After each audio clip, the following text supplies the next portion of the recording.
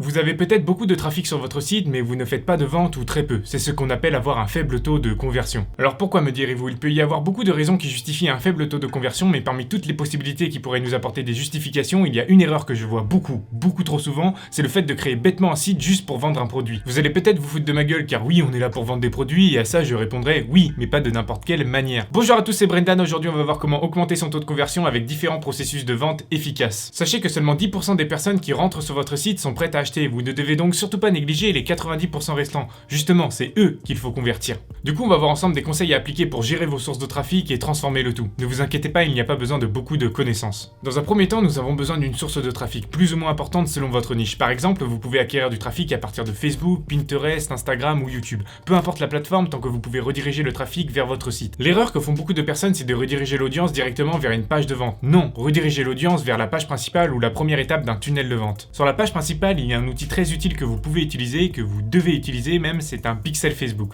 Un pixel Facebook va enregistrer toutes les personnes qui vont atterrir sur votre page. Vous allez donc pouvoir créer une deuxième campagne publicitaire dans laquelle vous allez cibler uniquement les personnes enregistrées via ce fameux pixel Facebook. Revenons à notre page web que l'on va précisément appeler landing page. Vous devez y ajouter du contenu de qualité pour que les personnes se souviennent de vous. Vous pouvez y ajouter un article ou une vidéo vraiment bien travaillée et à forte valeur ajoutée. Sûrement qu'à ce stade, vous avez envie d'envoyer les prospects vers une page produit. Une fois de plus, non. Temporisez. Vous avez d'autres moyens de promouvoir votre produit en dehors des publicités. Ce sont les campagnes de mail. Vous allez devoir réaliser ce qu'on appelle un opt-in. Que ce soit avec une fenêtre pop-up ou quelque part sur votre page, vous allez proposer quelque chose qui apporte de la valeur en échange d'une adresse mail. Ça peut être une initiation, un produit gratuit, un starter pack, un podcast, des vidéos, peu importe tant que ça puisse avoir de la valeur aux yeux de votre audience. Si vous avez réalisé votre opt-in, ne vous félicitez pas trop vite, ce n'est pas terminé, ce n'est que le début. Dans un premier temps, envoyez un message de remerciement avec bien évidemment le cadeau comme prévu, mais aussi quelque chose qui va inciter à la consommation comme un coupon réduction. Par exemple, si vous êtes avocat, vous pouvez laisser une consultation gratuite courte en temps qui va provoquer un sentiment de frustration. J'insiste vraiment sur le fait qu'il faut quelque chose qui va inciter à la consommation. Si vous en êtes arrivé jusque-là, vous avez au moins une vente ou du moins vous avez fait le plus gros pas dans le processus de vente. Deuxième cas un peu moins marrant, vous n'avez pas réussi votre opt-in. Ne vous inquiétez pas, ce n'est pas encore fini. Souvenez-vous, vous avez installé un pixel sur votre page. Quand la personne va retourner sur Instagram ou Facebook, vous allez réapparaître dans ses publicités. Alors évidemment, il ne faut pas trop forcer. Si au bout d'un mois vous n'avez toujours pas capturé l'email de ces personnes, retirez-les de la liste de votre campagne publicitaire.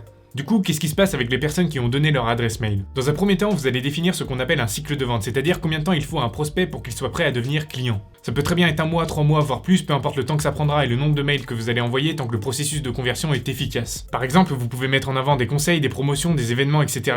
Personnellement, j'aurais tendance à conseiller 2 mails par semaine et une promotion tous les 5 mails. C'est une moyenne que j'ai sur mes sites, après ça va vraiment dépendre de l'audience de votre marché. Vous devez apporter de la valeur dans vos mails. Si ceci montre une bonne expertise et une maîtrise de votre thématique, vous allez instaurer un rapport de confiance et très probablement convertir. Dans le contenu de vos mails, vous devez mettre un appel à l'action. Pour rappel, un appel à l'action, c'est un bouton qui va inciter à la consommation en dirigeant vers un produit. Alors je vous dis bouton, mais ça peut être qu'un simple lien, c'est juste qu'avec les technologies actuelles, on peut mettre des boutons dans nos mails, donc autant en profiter. Tout ce que je viens de dire peut sembler un peu long à faire, mais vous pouvez très bien créer des mails au fur et à mesure de votre activité. Créer 1 ou 2 mails par semaine est loin d'être une chose insurmontable, sachant que vous pouvez les enregistrer et les réutiliser plus tard dans d'autres campagnes de mails grâce à des outils de distribution comme Mailchimp ou GetResponse. Il est temps pour moi de vous quitter, restez affamés et surtout gardez les crocs, la bise.